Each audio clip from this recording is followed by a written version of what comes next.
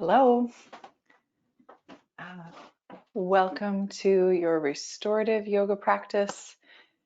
As we start to head towards fall and things start to get a little chilly, I know this might be a little premature because it is still summer. Um, Maybe gathering some extra blankets around you for restorative practices, just, as you come to this practice weekly, is a good idea because when we're in a restorative practice, we're generally holding shapes for anywhere from 1 to 5 minutes, and the body just tends to be a little bit chillier. So I always encourage those comforts, those props that make your practice conducive to being still in the shape. And also, I'd like us to have some either wall space or a chair where you can elevate your legs today. And if you're using a chair, or even just like a nice stack of pillows, kind of like or couch cushions, or even the edge of a couch, you can just drape your calves, the backs of the knees on top of that so the feet get elevated above the heart as you lay back. And then if you do have that wall space, and getting into it I like to do it by coming into fetal position first. I'm just kind of on my side, and the sits bones don't have to be in contact with the wall, and that kind of can be as a result of tension in the glutes and in the hamstrings. So if it's really sensational, don't push it. But if it works for your back body, the sits bones in contact with the wall and rolling onto your back is a nice and kind of easy way to get into this shape. And then I just like to, once I'm on my back and my feet are elevated, my legs are elevated, I like to wiggle my sits bones right to left and arrange my shoulders and my head so that everything feels even from right to left, because sometimes we can get into it and then be a little cattywampus. Make sure you have space around you so you can pull your elbows wide like a goalpost shape. Let the backs of your hands rest, pulling the elbows wide. Before we settle into stillness here, we're going to do a little bit of an exercise with the arms where we're going to reach the arms overhead, but you're just kind of gliding the backs of the hands along the floor and extending the arms into a V shape. And then pulling the elbows wide again into that cactus shape. So it's a relatively small movement. You're just extending through the arms, the backs of the hands stay in contact, maybe the elbows stay in contact, and then the elbows glide back to that goalpost shape. And then find your breath here. Just do that a few times on your own.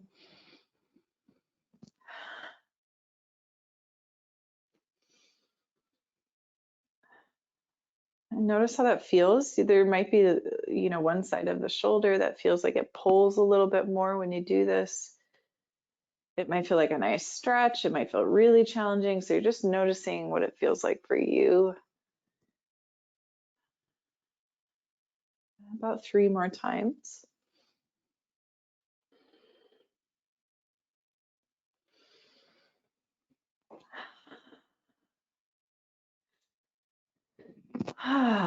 Good. And then we're going to find a comfortable position to rest the arms. If you have your legs up the wall and you're not used to having feet elevated like this, it's normal for the feet to tingle, and because the blood's rushing, right, all the way down the legs into the core body. So it's normal for the feet to kind of tingle or for there to be that numbness. You can always bend your knees and just let the thighs rest towards the belly. Let the sensation return to the feet. And then you can re-extend the legs when you feel like it's appropriate. We'll take a few moments here to settle in, and then I'll give you some options to add on.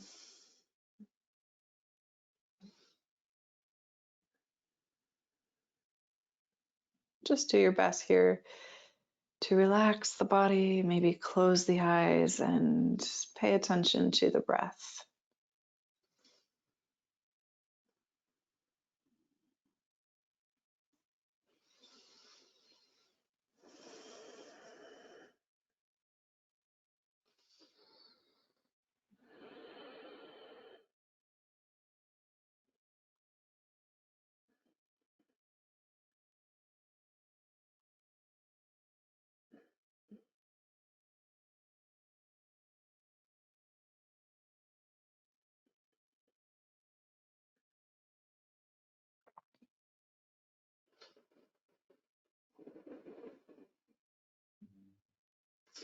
Maybe this is the first time you've kind of stopped to notice the breath all day, in which case it might be a little challenging to slow the breath down, to take deeper, fuller inhales, and that's okay because the process of breathing and the diaphragm and the expansion of the lungs, these are muscles that need to be exercised fully in order to really expand and contract. And we do know that as we age, the muscles just atrophy. This is true all throughout our body. So if we're not mindful and taking breaks, just like we exercise and strengthen all the muscles of our body, it's normal for them to atrophy. So be patient with yourself, have some grace, take it slow, and if possible, try not to force it too much. Okay, so adding on here, legs can stay as they are. Again, if you need to bend the knees a lot or a little, feel free to do that for yourself. We're going to add on with the shoulders, so the rhomboids, the upper back, we're going to stretch into that a little bit by reaching first, fingertips up towards the ceiling. So reach the arms up towards the ceiling, let your palms face one another. I like to call this a bear hug, or giving yourself a hug. You're going to cross your right elbow in front of your left elbow first, and then just reach your fingertips around to your opposite shoulders. I like to point my elbows up towards the ceiling and move that right bicep towards my mouth. For me, that provides a nice sensation along the upper right shoulder blade and rhomboid. Deep breaths here. We'll stay for about a minute and then we'll change sides.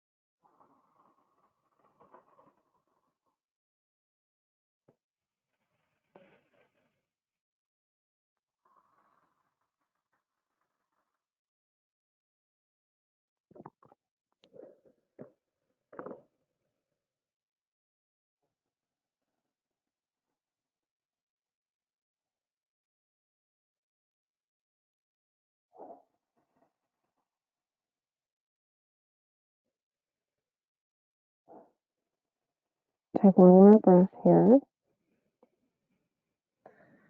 And then the arms, you can reach them up and overhead. You can stretch them out wide. Just give yourself a little bit of a break. Again, always feel free to rebend the knees if needed. Lengthen them back out when you're ready.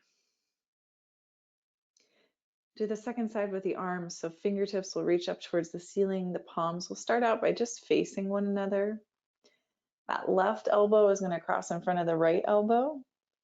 And then you're reaching your hands around to just gently cradle the backs of the opposite shoulder blades. The elbows are still pointing up towards the ceiling, and that left bicep might move towards the mouth. It might even hover over the mouth.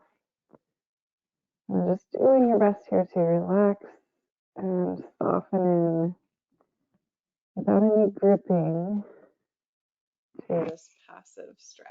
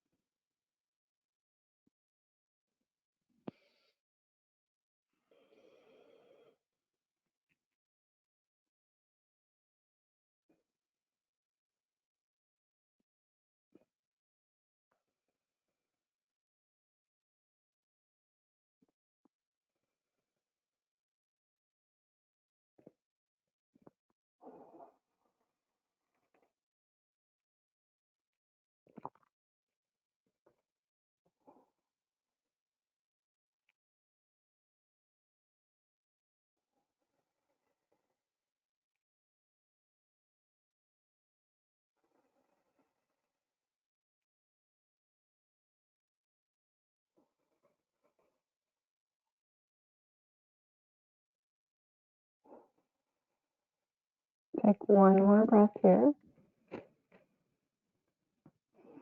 Start to unwind the arms. You can reach them overhead. You can reach them out wide.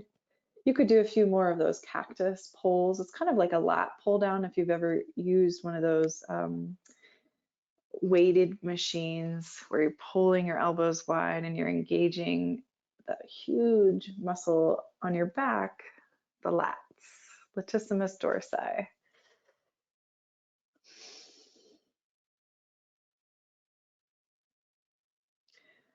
And then we're going to meet up in a fetal position for a few moments. So whatever shape you're in, whether it's you're using your chair or you've got your wall space, just rolling onto a side, cradle the side of the head, maybe use the bicep as a little pillow, roll onto that same hip, let the shoulders and the hips stack, bending the knees.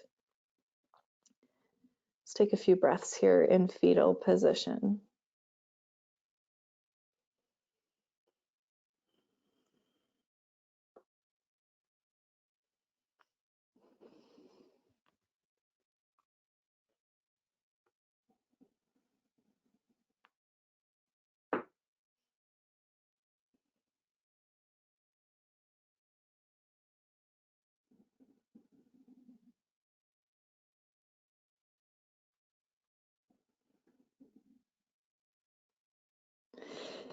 All right, so our next shape, we're actually going to build a restorative fetal position using props. And you're going to want something underneath the side of the head and something underneath the inner knee of the top leg. And so I'm going to start out laying on my right side, which means I'm going to place one of these cushions underneath the right side of my head. And I'm just going to check here that this is the right height for me. So I can see as I'm looking at myself that my neck is relatively straight. Like it's not arched up and it's not cranked down, if that makes sense. Like it's a nice straight spine all the way down to my pubic bone. Okay, so I can rest on the top of my shoulder. I can stretch that arm out. And then I'm bending the top knee. I'm going to lengthen out through the bottom leg. So I'm bending that top knee, that's my left leg, and then I'm going to tuck a bolster underneath the inner knee and stretch out through my bottom leg. Now this top arm can do whatever you want it to do. It can rest on the hip. It can rest on the bottom hand. If you want a little bit of extra lateral stretch, you can reach that top arm overhead. So you're working, again, a little bit with the lat and kind of the armpit. And so before we really settle into this, and maybe you've already got the right height of propping underneath the side of the head, I really want to emphasize that it's important the neck is neutral so that you can really relax the shoulders, the neck, the jaw, even the teeth. All of those muscles are relaxed. Same thing with the hips. So that left hip stacked right on top of the right. If you're on the floor, you get a little bit of added bonus of there's this nerve ganglia in the pelvis and in the armpits. So when we're working with the pelvis and that hip point that's in contact with the ground, a little bit of passive pressure helps the lymphatic system drain and pump fluid throughout the body. The lymphatic system is responsible for cellular waste, which usually we get rid of as we exercise and we move the body, but there is this passive way of doing it when we apply a little bit of pressure, kind of like acupuncture almost. I'll settle into the breath, close the eyes, make sure you're comfortable. You could always even hold a pillow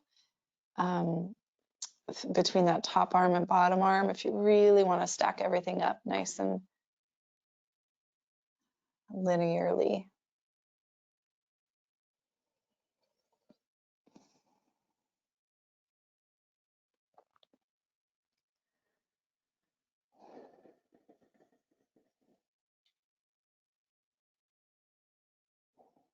So the point here is to find that ability to rest. You might feel like, I don't really feel anything in this shape, and that is exactly what we're looking for. Oftentimes in a yoga practice, I think we over seek sensation, a stretch sensation, or some sort of goal. And really, we need a balance of both, the ability to rest and digest. This is where the parasympathetic nervous system lies. And this is our ability to be still, to be with ourselves without being stimulated all the time.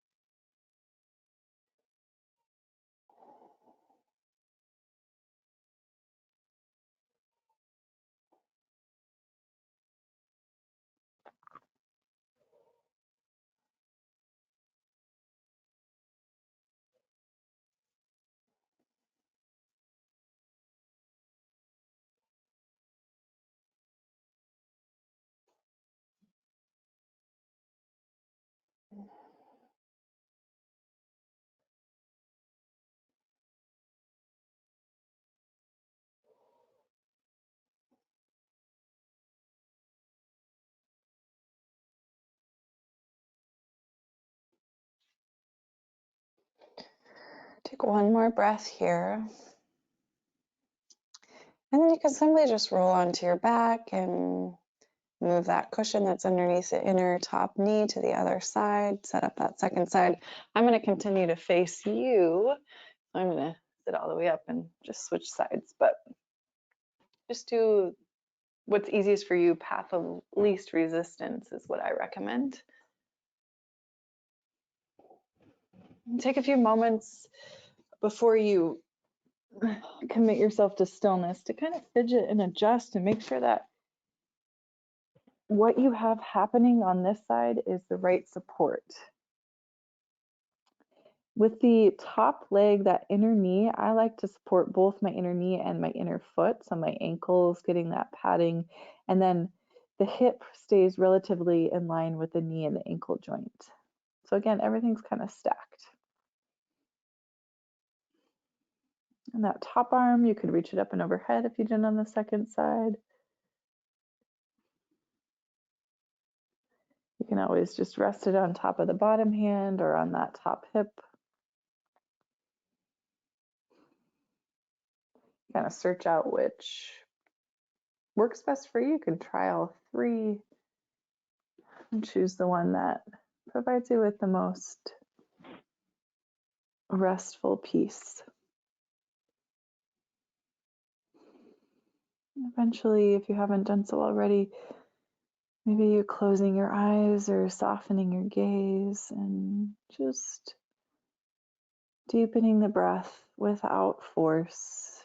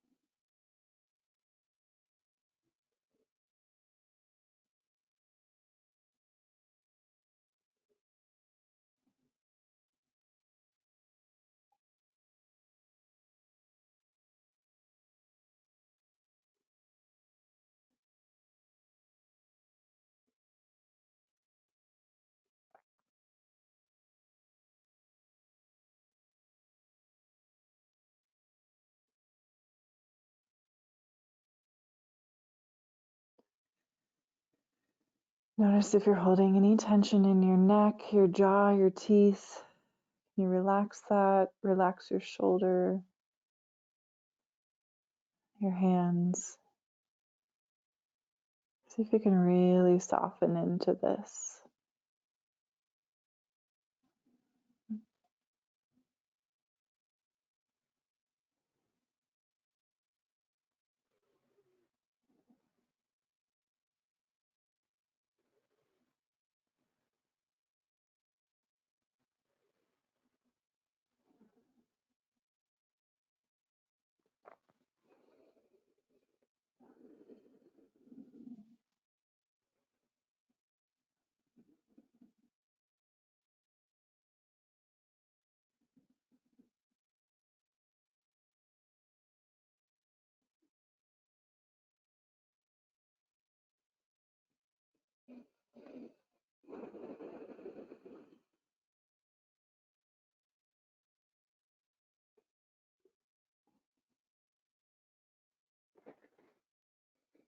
Let's take one more deep breath here.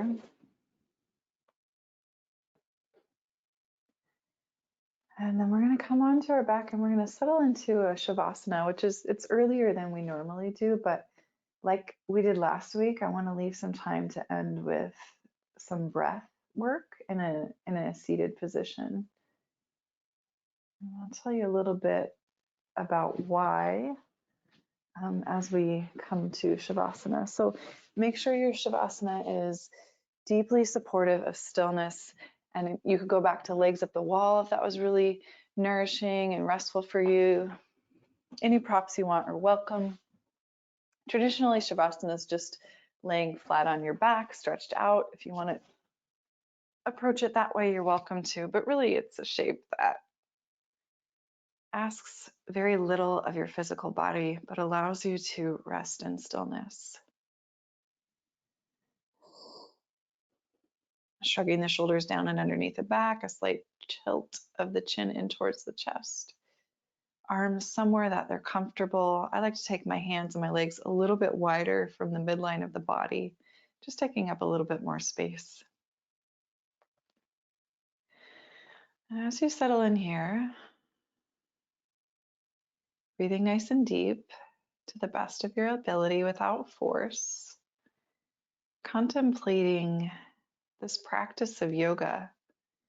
And it's a very ancient traditional practice. And in the modern day, we practice it very differently, which of course anything throughout time that evolves is ultimately going to change to adapt to the society and the people in that society as they live their lives. We live our lives very differently than we did 5,000 years ago, which is thereabouts. So they say, the yogic philosophers and historians say, this practice of yoga was either documented or believed to have come into existence. And in the beginning, the first and only physical shape of the yoga practice was an upright, comfortable seat, which we called asana. And you might picture that in your mind's eye as a yogi sitting in lotus with their legs folded in perfect stillness in a meditative state, which is what we call asana, a comfortable seat.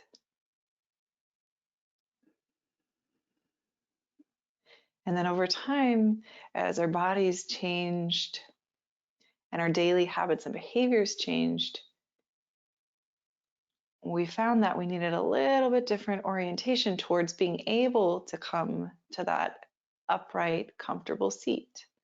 And different postures and shapes and ways to practice yoga came to us to allow ourselves, again, to ultimately come to that upright seated meditation. So therefore, the practice of yoga has evolved so that, and the purpose I think gets lost sometimes in the way that we practice our asana today, we forget what it's for. We think it's all about becoming flexible and agile and moving our body in an impressive way. And we skip the shavasana and we skip the meditation, which is what the very practice of yoga asana was designed for in the beginning. It's what it was intended for. So that's why I want to integrate into the end of our restorative practice the option to join me in an upright seat for breathing, to give you that experience of meditation, to give you that experience of the traditional yogic practice. So we'll start to do that now. I'll invite you to do that now. You can wiggle your fingertips, your toes. You can move your head side to side. You can stretch your arms overhead if you like, just kind of gently reawakening the body, rolling off to a side, and begin to find that upright, comfortable seat. And you don't have to sit on the floor in this quote unquote beautiful lotus-like shape. You can sit in a chair. The idea is that you're sitting still with the spine at ease. It doesn't matter what that looks like or what props you're using. You don't have this yoga bolster, it doesn't matter. Sit on a chair, sit on some books. Okay, so Nadi Shodhana, alternate nostril breathing. You're breathing in through one side, you're breathing out through the other. You're breathing in and out. So we're manipulating the breath through one side of the nostril and then the other. Take a hand, your dominant hand, curl that index finger and middle finger into the palm. You're going to take your thumb and your ring finger and rest them gently against the crescents of the nose. And then relax that elbow and that shoulder, slightly draw the chin in towards the chest so that the back of the neck is nice and long. Take a neutral breath in through both nostrils, out through both nostrils. And then we'll begin by closing the left nostril, inhaling through the right.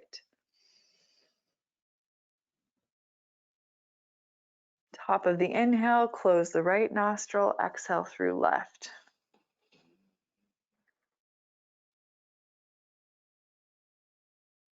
Inhaling through left.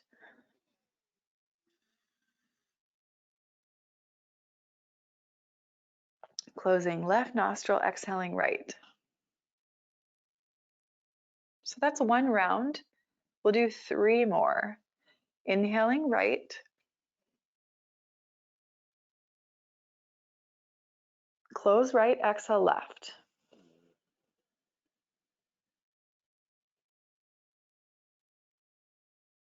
Inhale left.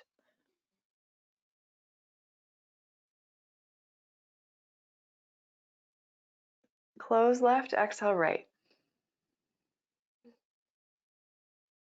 2 more rounds of Nadi Shodhana. Inhaling through the right. Closing the right, exhaling through the left.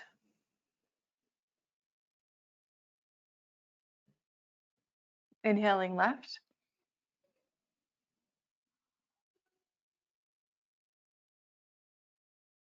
Closing left, exhaling right. Last round, inhale right.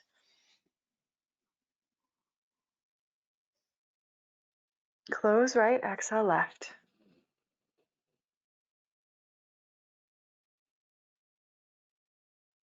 Inhale left.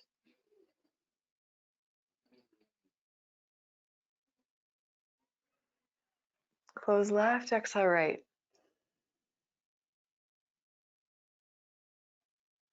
The bottom of that exhale, release the hand. Maybe if you haven't done so already, eyes close and breathe in through both nostrils. Breathe out through both nostrils.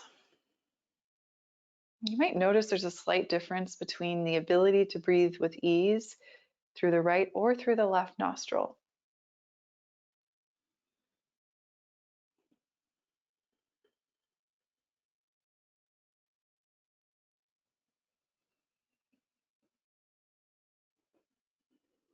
A few more rounds of breath here, noticing how you feel.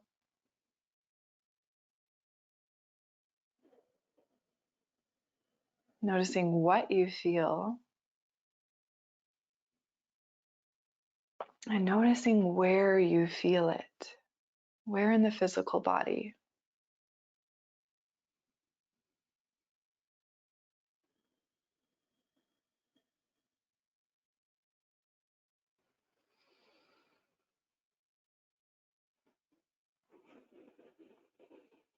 I invite you to join me in closing out your practice by placing the hands against your heart, maybe bowing the chin into your chest, honoring the practice with reverence and gratitude.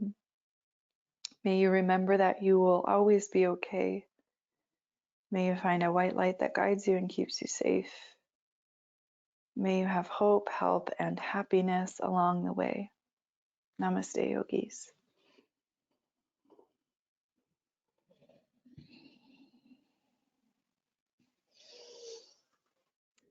All right, everyone, I hope you're enjoying the breathing at the end of our practice. My goal is to include that in each of our restorative practices and to add on to our meditative state so that you can build that own practice in your life and you have that physical, visceral experience of what it means to have a yoga practice that leads to meditation, because that's what it's for, as we learned today, or as we remembered today. So have a wonderful day, take care of yourselves, and I hope you come back again soon.